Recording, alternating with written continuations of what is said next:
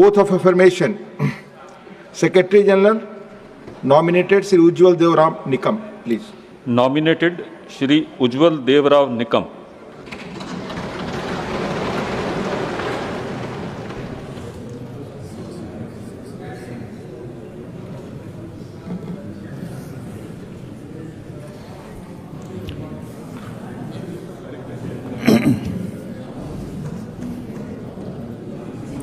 मी उज्ज्वल देवराव निकम राज्यसभेचा सदस्य म्हणून नामनिर्देशित झालो असल्याने ईश्वर साक्ष शपथ घेतो की कायद्याद्वारे स्थापित झालेल्या आहे अशा भारतीय संविधानाबद्दल मी खरी श्रद्धा व निष्ठा बाळगील.